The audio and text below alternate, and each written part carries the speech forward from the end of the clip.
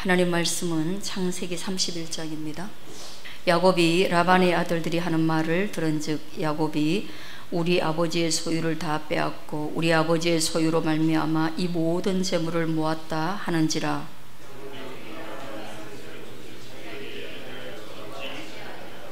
여호와께서 야곱에게 이르시되 네 조상의 땅 네 족속에게로 돌아가라. 내가 너와 함께 있으리라 하신지라. 그들에게 이르되 내가 그대들의 아버지의 안색을 본즉 내게 대하여 전과 같지 아니하도다. 그러할지라도 내 아버지의 하나님은 나와 함께 계셨느니라. 그대들의 아버지가 나를 속여 품삯을 10번이나 변경하였느니라. 그러나 하나님이 그를 막으사 나를 해치지 못하게 하셨으며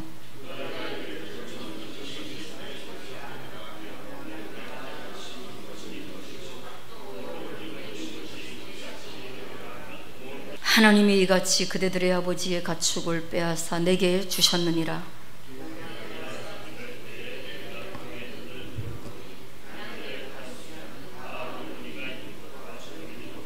꿈에 하나님의 사자가 내게 말씀하시기를 야곱아 하기로 내가 대답하기를 여기 있나이다 하매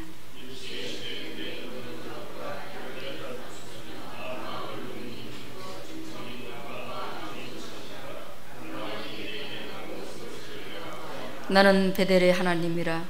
네가 거기서 기둥에 기름을 붓고 거기서 내게 서원하였으니 지금 일어나 이곳을 떠나서 네 출생지로 돌아가라 하셨느니라.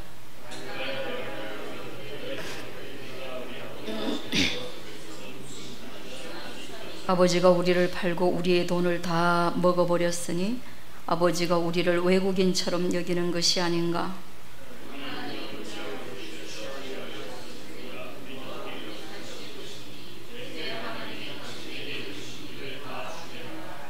아멘. 자, 여러분, 우리는 이거 청년부 성경 공부하던 거 이제 연이어서 하게 됩니다. 연이어서 하게 되는데 제가 이 말씀을 묵상하고 준비하면서 어쨌든 화나는 게 많아갖고 원래 화를 잘 내지만 성경을 보면서도 저는 또 화를 내고 그런데요, 하나님이 그래도 또 저에게 하시는 말씀이 여러분에게 하시는 말씀이 있지 않겠나 그런 마음으로 좀 봤으면 좋겠다 그러합니다. 야곱은 외삼촌 집에 아주 오랜 시간 동안 머물렀죠. 그리고 외삼촌 집에서 일을 했습니다. 그리고 외삼촌 집에서 결혼도 했습니다. 그 모든 우여곡절은 참 말로 다 할 수 없는 과정이지만 그런 것들을 다 지나서 야곱은 근 20년의 세월 동안 라반의 집에서 일을 하면서 자기 몫을 얻지를 못했습니다. 그 아내를 얻은 것을 자기 몫이라고 하면 할 말이 없지만 그러나 그것도 여러 속임수에 넘어간 것이고 끝내 가정은 이루었지만 수입이 없는 그런 무능한 가장의 자리가 지속되고 있는 겁니다. 그런데 이제 야곱도 더는 그렇게 살 수 없어서 외삼촌에게 좀 품삯을 제대로 좀 쳐줍십사. 제가 외삼촌 집에 와서 그리고 외삼촌의 일을 도우면서 외삼촌의 재산은 계속 증가하는데 나는 처음부터 지금까지 제자리 걸음을 하고 있으니 외삼촌도 그걸 다 아는데 그래도 제게 살 길을 좀 열어주십시오. 이렇게 이야기를 했습니다. 안 통하죠. 또 안 통하죠. 그래서 야곱이 하는 수 없이 계약서를 들고 왔는데 그 계약서가 아주 그 뭐라고 할까 우리가 들으면 어리석기 짝이 없는 터무니없는 계약서를 가지고 온 거예요. 흑염소들이 가득한데 대부분인데 거기에 점이 있고 얼룩덜룩하고 점박이가 되고 이래가지고 지금 현재 90% 100%의 색깔이 있는 것과 반대되는 그런 점 있고 아롱진 것들이, 얼룩무늬 것들이 태어나면 그걸 내 거로 주세요. 그걸 그냥 품삯으로 주세요. 이거는 사실은 유전 법칙에 의하면, 저는 뭐 과학을 잘 모르지만 유전 법칙에 의하면 1%의 예외 조항 정도에 해당하는 것으로서 품삯을 한 1% 정도 받겠습니다. 이것밖에 안 되는 거예요. 그러니까 외삼촌이 듣기에는 저 일어날 수 없는 조건을 계약으로 걸면 내가 손해볼 게 뭐냐 말이죠. 지금 품삯 제대로 안 주고 있는데 더 안 줘도 되겠네. 왜냐? 그런 게 태어날 리가 없으니까. 그래도 이 외삼촌은 의심이 많아갖고 혹시나 그런 것들이 태어날까봐 그런 기미가 있는 것들은 아주 거리를 둬가지고 교배 자체가 일어나지도 않도록, 그러니까 불가능하도록 그런 조건들을 다 없애버렸어요.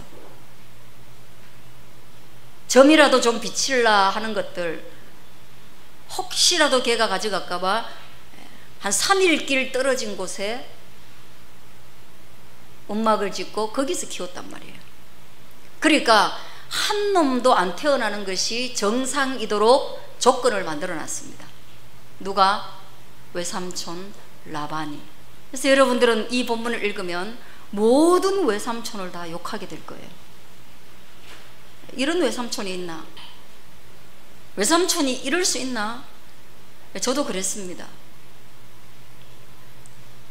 야곱의 편을 드는 것까지는 우리가 다 그렇게 할 수 있습니다만은, 그러나 이 본문이 다 끝나고 나면 여러분, 우리가 야곱이 아니라 우리가 어쩌면 외삼촌인 라반과 훨씬 더 닮아 있다라는 것을 알게 될 거예요. 그런 조건 속에서도 외삼촌 라반이요, 뭐라고 했냐면 이 아들들하고 같이 이 일을 진행하면서 이 아들들이 아버지의 소유에 대해서 간섭하는 게 1절입니다. 야곱이 라반의 아들들이 하는 말을 들은즉, 외삼촌도 그렇게 하지만 그 아들들도 뭐라고 말하냐면, 야곱이 우리 아버지의 소유를 다 빼앗고, 야곱이 우리 아버지의 소유를 다 뺏는다. 그리고 우리 아버지의 소유로 말미암아 우리 아버지 재물이 바탕이 되어서 그가 지금 재물을 모아가고 있다.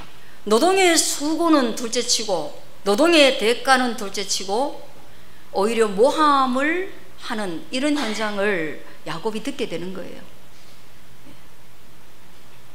그런 말을 들으면서 야곱이 외삼촌의 안색을 보니까요, 자기에게 대해서 전과 같이 아니하더라. 관계가 무너지고 있는 것을 보게 됩니다. 서로 쳐다보는 게 껄끄러운 거예요. 갈등 상황에 직면하게 된 거예요. 이 싸움에 처음에는 외삼촌과 야곱의 싸움이었지만 이제는 이 장성한 아들들에게까지 이 싸움이 확대되어 가지고 뭡니까? 집안과 집안의 싸움으로 갈등 구조가 커진 거예요. 그런 외삼촌이기 이전에 자기 아들의 아버지입니다. 아마 모든 아들들은, 모든 딸들은 이 팩트를 건너뛰어서 다 아버지 편을 들 것 같은 마음이 드네요. 제 생각에. 우리 아버지하고 조카하고 싸우면 누구 편을 들까? 완벽한 조카는 없을 테니까 이 노동과 품삯이라는 이 하나의 팩트만 보면 아버지가 잘못한 게 있겠지만 그 사이에 오고 간 감정적 대립을 생각하면 아들이건 딸이건 다 아버지 편을 들지 않겠나. 라반은 와이프도 있을 거 아니에요. 이건 재물 앞에 있는 인간의 일반적인 모습이다라는 생각을 합니다. 남과의 관계가 아닙니다. 한없는 유익을 가져다 준 사람과의 관계에서도 우리가 이렇게 배신할 수 있고 뒤통수를 칠 수 있고 갈등 구조에 직면할 수 있다면, 그렇다면 우리는 일반적 관계에서는 어떻게 하겠는가? 그래서 세상은 각박하고, 그래서 세상은 상처가 많고, 그래서 세상은 경쟁 구도에서 벗어나기가 참 어렵다. 그리고 이 세상은 라반이 널려 있다. 동일한 사건에서 아브라함과 같이 조카에게 확 양보해버리는 아브라함은 이 세상에 널려 있지 않다는 거예요. 아브라함은 많지 않습니다. 흔히 우리가 대할 수 있는 사람이 아닙니다. 삼촌, 이런 삼촌, 아브라함과 같은 삼촌은 없다. 그렇게 해도 과언이 아닙니다. 그러나 라반은 널려 있다. 그러면 우리는 어떤 스탠스를 취해야 되냐? 우리는 어떤 자세로 이 땅을 살아야 하느냐? 거기에 대해서 우리는 말하는 거고요. 우리는 이런 세상 속에서 무턱대고, 그래 외삼촌이니까 받아들이자, 아이고 외삼촌이니까, 또 나는 하나님 믿으니까, 나는 그리스도인이니까 관용하고 용서해야 된다, 그냥 물러서자 하고 손 탁탁 털고 수십 년 일한 것들 그냥 포기하고 그냥 물러서나? 처가 4명이고 자식이 벌써 13명인데 그래 하면 여러분 좋은 그리스도인인가? 그렇게 하면 관용이 넘치는 신자인가?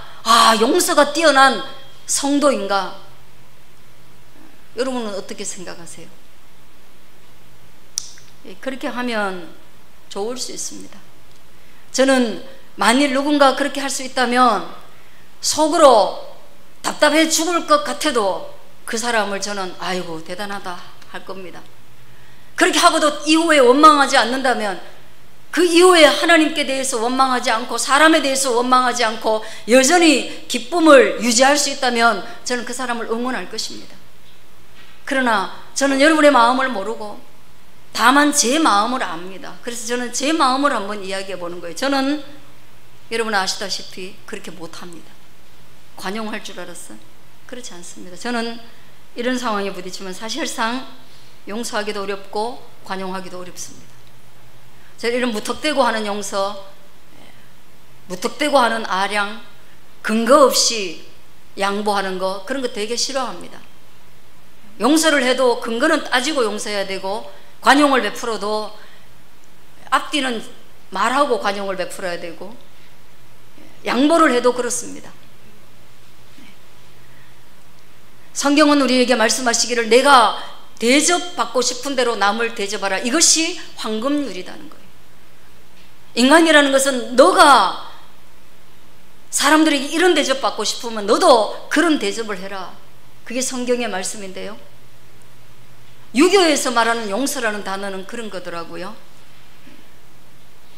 너가 피해받고 싶지 않는 것처럼 상대에게 피해를 주지 마라, 이렇게 말하더라고요, 유교는.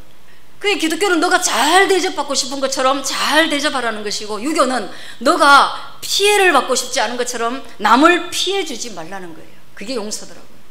그러면 겨우겨우 다 해봤자 용서하는 사람과 호구가 되는, 여러분 호구 알죠? 관용 계속하면 뭐예요? 저거 호구라고 말합니다. 알았죠? 그래서 용서가 많은, 아량이 많은 사람과 호구인 사람의 그 적절한 선이 어딘지 사실은 저도 잘 모르겠지만, 우리가 유교에서 말하는 것처럼 그렇게 해버리면 그냥 인간관계에 사실상 약간의 객관성을 유지하면서 하라는 말밖에 안 되거든요. 근데 이거는 지금 재산이 다 엉켜 있잖아요. 저 어렵습니다. 풀어내기 어렵습니다. 그래서 야곱은 어떻게 하는지 한번 봅니다. 야곱은요, 자기의 아내들을 불러가지고 이 사실을 말합니다. 라헬과 레아를 불러요. 본처만 불렀어요. 첩들은 어차피 그 밑에 딸려있는 부산물이니까, 부속이니까 둘이만 불러가지고 그들에게 그대들의 아버지의 안색을 본즉 내게 대하여 전과 같지 아니하도다. 야, 너네 아버지 변했어. 너네 아버지 완전히 사람 달라졌어. 바뀌었어. 이전하고 달라. 전에는 그래도 화합하고 어떻게 조율하는 게 가능했는데 이제는 완전히 안 돼. 그런데 문제는 뭐냐? 너희 아버지는 나에게 그렇게 대할지라도 뒤에 말이 기가 막히는 거예요. 한번 따라하겠습니다. 내 아버지의 하나님은 나와 함께 계셨느니라. 예. 여러분, 저처럼 야곱이 그냥 화내고 그냥 용서할 수 없는 상황을 이끌어내고 관용할 수 없는 상황이기 때문에 어떻게 허용 가능한 범위에서 그가 할 수 있는 최선을 다하는 거, 그렇다면 요나서에서 말하는 열심히 노를 젓는, 풍랑이는 바다에서 열심히 노를 젓는 사공들하고 다를 바가 없지만 야곱은 한 걸음 더 나아가고 있습니다. 야곱이 한 걸음 더 나아가는 것은 뭐냐? 이 동일한 상황 가운데서 그는 이 상황에서 최선을 다하려고 하는 것이 아니라 이 상황을 통제하고 계시는 나의 아버지 하나님을 바라보고 있다는 것이에요. 저는 이것을 여러분에게 말씀드리고 싶은 것입니다. 할렐루야. 내 아버지의 하나님은 함께 하고 계시다. 너네 아버지는 너희를 버렸지. 레아와 라헬은 라반이 자기 아버지예요. 사위를 버렸는데 사위만 버린 것이 아니라 두 딸을 버린 것입니다. 그리고 이 후반부에 보면 이 두 딸이 아버지를 향해서 뭐라고 하냐 하면, 우리의 아버지가 우리의 모든 품삯을 다 먹어버리고 그리고 우리를 딸로 취급하지 아니하고 이방인처럼 나그네처럼 남처럼 대우했다 이 말이에요. 그래서 너희의 친아버지는 너희를 버렸다. 너희를 낳은 너희의 아버지는 너희를 버릴 수 있으나, 그러나 나의 아버지 하나님, 나의 아버지 하나님, 내가 믿는 그 여호와 하나님은 나를 버리지 아니하시고 나와 함께하고 계시다. 이것이 우리 그리스도인이 서 있는 삶의 자리인 것입니다. 할렐루야. 이 믿음을 가지시길 바랍니다. 여러분, 이런 갈등이 일어날 때, 이런 손해를 봤을 때, 이런 아픔을 경험했을 때, 오도 가도 못하는 상황 가운데 있을 때, 모두가 나를 버려도, 나를 낳은 내 아버지가 나를 버려도 하나님은 나를 버리지 아니하시고 나와 동행하고 있다라는 그 믿음으로 문제를 바라본다면 그때부터 문제가 해결되기 시작하는 것입니다. 용서나 관용이나 오름이나 그름이나 친척관계나 혈연관계나 내가 일을 했기 때문에 당연히 받아야 되는 노동법이나 대가에 관련된 것이나, 그래서 노무사를 찾아가 가지고 몇 배를 청구할 수 있고, 이런 모든 것들을 여러분 할 수 있습니다. 누구라도 어떤 방법으로 해도 됩니다. 그러나 그리스도인은 어떤 방법으로 다 해도 됩니다만은 그리스도인에게 반드시 있어야 할 것은 이 일 뒤에 하나님이 계시다, 이 믿음으로 모든 문제를 풀어가는 첫 단추를 삼아야 합니다. 믿으시길 바라요. 그래서요, 로마서는 우리에게 아빠 아버지라고 부르라고 했습니다. 아빠 아버지, 아빠 아버지, 친아버지. 그냥 아버지가 아니라 하나님을 그냥 아버지라 부르지 마라. 아빠라 불러라. 너무너무 친근감이 넘쳐서 정말로 옛날 사람들을 정말 친밀하지 않으면 부를 수 없는 호칭, 아빠라 불러라. 그리고 아들로서 모든 것을 그 아빠에게 요청해라. 그리고 아빠는 네가 내 아들이기 때문에 거기 함께 하겠다, 이 말을 하는 겁니다. 그게 믿음입니다. 6절, 그대들도 알거니와 내가 힘을 다하여 그대들의 아버지를 섬겼거늘. 야곱의 변명일 수도 있지만 진실입니다. 야곱은 힘을 다하여 그대들의 아버지를 섬겼거늘, 이렇게 말해요. 저는 이 말씀 읽고 야곱이 사람을 섬겼나? 그런 마음도 들고요. 그 다음에 또 지금까지 하나님이 함께 했다라고 말하면서 굳이 그대들의 아버지를 섬겼거늘 이라고 말했을 때, 요즘은 이런 정신이 너무나 희석되어서 없지만 신약을 기록한 에베소나 로마서에도 보면, 골로새서에도 보면 바울도 이런 이야기를 합니다. 에베소서 6장에서 보면 종들아, 종이 되었으면요, 일꾼이 되었으면 두려워하고 떨며, 두려워하고 떨어라. 너 직원이 되었으면 두려워하고 떨어라. 성실한 마음으로 육체의 상전에게 순종하기를 그리스도 예수께 하듯이 좀 해라. 야곱이 그렇게 살았다는 거예요. 야곱이 그렇게 일하고 야곱이 그렇게 근무했다는 거예요. 야곱이 그런 직업정신을 가지고 일했다는 거예요. 여러분, 우리의 직업정신을 하나님이 물으시는 거예요. 너는 어떤 직업정신으로 일하고 있냐? 그 그 직업에서 돈만 받기 위해서, 월급만 받기 위해서 일하느냐? 그러면 눈가림만 하여 사람을 기쁘게 하는 자처럼 하지 말고, 이렇게 말하고 있습니다. 에베소서가. 그리고 일할 때 기쁜 마음으로 섬기기를 주께 하듯 하고, 일할 때 기쁜 마음으로 해라. 월급날만 너 기다리지 말고, 월급 줄 때만 좋아하지 말고, 너한테 편한 일을 시킬 때만 좋아하지 말고, 그 다음에 승진할 때만 좋아하지 말고, 기쁜 마음으로 섬기기를 주께 하듯 하고 사람에게 하듯이 하지 마라, 이게요. 야곱이 그런 직업 윤리를 가지고 이 라반의 집에서 일했다는 거예요. 와, 그러면 이건 뭐야? 직원 진짜 어렵네. 직원 진짜 어려워요. 직원 못해 먹겠네. 그러나 에베소서는 말합니다. 상전들아 너희도, 오너들아 너희도, 라반아 너도 야곱에게 이같이 하고 위협을 그치라. 위협을 그치라는 거예요. 너 내 아버지의 재물 다 가져가네? 너 이런 식으로 일하면 나와 같이 계속 갈 수 있겠어? 너 이렇게 하면 너 승진시켜줄 수 있겠어? 너 이렇게 하면 너 월급값 하고 있는 거야? 너 지금 밥값을 하고 있는 거야? 그런 말은 직원들에게 굉장한 위협이 되는 거예요. 왜? 생존의 위협이 되는 것이에요.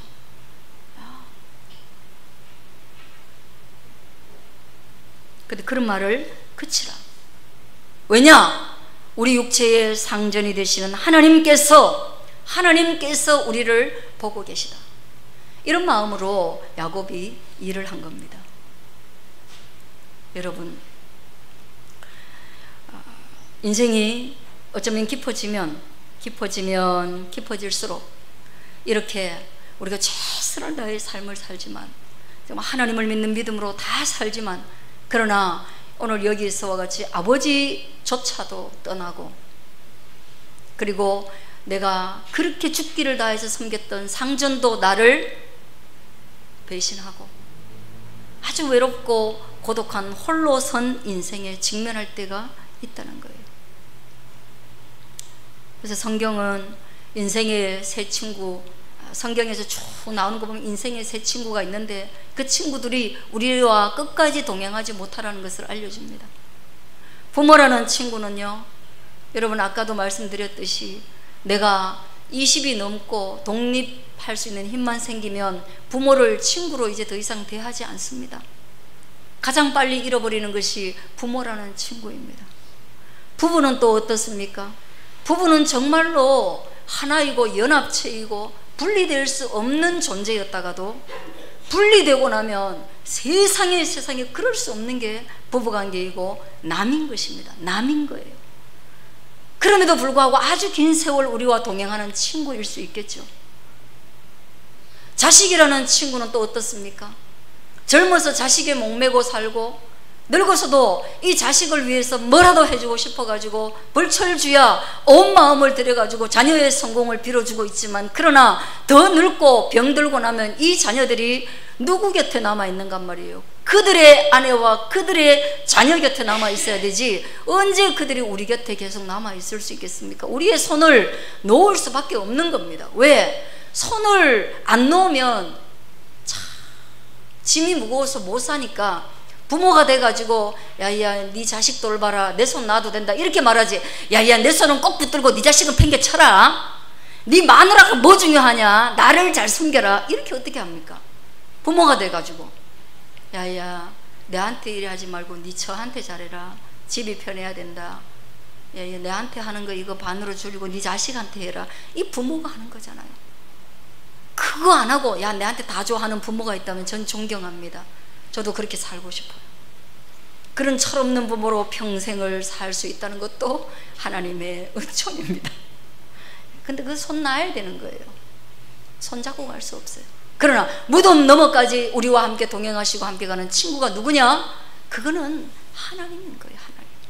그리고 오늘 우리가 교동문에서 읽었던 것처럼 인생이 아무리 강건해봤자 80이에요. 80. 그죠? 여러분 우리가 강건해봤자 80이에요. 80. 이 세상에서 우리가 손잡고 가봤자 아무리 길게 손잡는 사람도 80년 손잡을 수 있는 사람이 없습니다. 그러나 하나님의 나라는 영원까지 우리의 손을 붙잡고 가시겠다라고 하시니, 여러분, 우리의 진정한 친구가 있다면 누구냐? 주 예수보다 더 좋은 친구 없네. 할렐루야. 그 손 잡고 여러분 가셔야 되는 거예요. 근데 8절 보세요. 7절 보면 그대들의 아버지가 나를 속여 품삯을 10번이나 변경했다. 이 억울한 노릇을 어떻게 합니까? 그런데 하나님이 어떻게 하셨느냐? 그가 이르기를 점 있는 것이 네 거에 될 거야 라고 얘기하면 온 양떼에 낳은 것이 점 있는 것이요. 주님을 찬양합니다. 어떻게 여러분 양떼에도 온 양떼가 다 점 있는 거 다 내 거예요. 나오는 것마다 내 거예요. 막 태어나는 것마다 다 내 거예요. 이거 돈 꿈꾸는 거하고 똑같잖아요. 길거리 걸어가는데 돈이다 하고 주웠는데 가니까 옆에 또 돈이 있고 옆에 또 돈이 있고 그런 거예요. 그러면 나는 이 돈 꿈이 막 진짜인 줄 알고 계속 돈을 줍는 거예요. 이렇게 쉬운 게 있어요. 하나님이 점이 있는 게 네 거야 하면은 나는 것마다 어이구 이것도 점이 있고 저것도 있고 내 거 다 내 거예요. 하나님이 아니면 할 수 없는 부를 만들어주고 계신 거예요. 1%의 확률이 야곱의 인생에 일어나게 하는 거예요. 야곱같이 하나님을 경외하고 하나님을 섬기듯이 사람을 섬기면 아이고 이게 되는 거예요. 아롱진 것이 네 거다 하니까 또 다 아롱진 거, 얼룩무늬가 네 거다 하면 온 양떼가 얼룩무늬가 나오는 거예요. 다 내 거예요. 다 내 거. 이런 계약을 라반이 어떻게 위반할 수 있겠어요? 1%도 안 되는 불평등 계약을 맺어가지고 이것도 위반하면 뭐예요? 이것도 위반하면 라반이 온 동네의 우사가 되는 거예요. 온 동네의 웃음거리가 되는 거예요. 뭐 저런 사장이 다 있나? 뭐 저런 외삼촌이 다 있나? 뭐 저 따위 있게 다 있나? 그렇게 되는 거예요. 동네가 다 웃어도 그렇게 하겠다고 하면 뺏어가겠지만, 옛날에 시골 동네 다 집성촌에서 오른뺨도 때리고 왼뺨도 때리고 돌려치기 해가지고 자기 조카를 등쳐먹어가지고 재산을 다 일고 다 뺏어가면 동네에 우산 거예요. 라반이. 맞죠? 못 살아요. 진짜 똑같은 일 아닙니까? 그죠? 9절에 보면 하나님이 이같이 그대들의 아버지의 가축을 빼앗아서 내게 주셨으니, 진짜 뺐다시피 해서 준 거예요. 줄 마음이 없는데 하나님이 사실은 이거 뺐다시피 해서 준 거예요. 그래서 제가 이 말씀에 지금 힘을 얻고 있습니다. 하나님이 좀 빼앗아 주시면 좋겠다. 순리로는 안 되는데 어떻게든 좀 뺏어 주시면 좋겠다. 그 마음을 가집니다. 여러분들도 빼앗는데 좀 도움이 되도록 기도로 좀 응원해 주면 좋겠다. 근데 이걸 왜 우리가 같이 기도하자고 하냐면, 이게요 10절에 보면요, 이 야곱이 빼앗아 주는 이 꿈을 미리 이미 꿨어요. 야곱이 아무 근거 없이 한 것이 아니라 이미 이렇게 될 것을 하나님 앞에 늘 기도했어요. 이미 늘 기도하는 가운데 하나님이 이렇게 해줄 것을 야곱이 이미 알았어요. 그래서 이것이 불가능한 일이 아니다라는 것을 알았어요. 하나님이 나와 함께 하시고 하나님이 일하시면 된다라고 생각을 했던 거예요. 꿈에 이미 그걸 봤다는 거예요. 이게 진짜 비전인 거예요. 여러분들은 세상 사람들이 못 보는 걸 젊은이들이 꿈꿀 수 있으면 좋겠어요. 비전을 봤으면 좋겠어요. 젊은이들이 막 살라고 발버둥 치는데, 이제 시작하는 젊은이들이 야곱과 같이 살라고 인생을 걸고 발버둥 치는데, 믿음을 걸고 발버둥 치는데, 라반과 같은 기성세대가 끊임없이 더 가지려고 모으려고 한다면 참 어렵잖아요. 그러나 여러분, 그 틈 바구니 속에서 여러분은 하나님이 주시는 다음 세대의 꿈을 꿀 수 있게 되어지기를 바랍니다. 새로운 환상을 보세요. 라반이 보지 못하는 환상을 점 있고 아롱지고 그렇게 되는 것을 보세요. 보시면 그런 일이 일어나게 될 것입니다. 그것이 바로 비전입니다. 할렐루야. 여러분, 나이 많은 사람들이 여러분에게 양보해 줄 것 같아요? 예? 양보 안 해줍니다.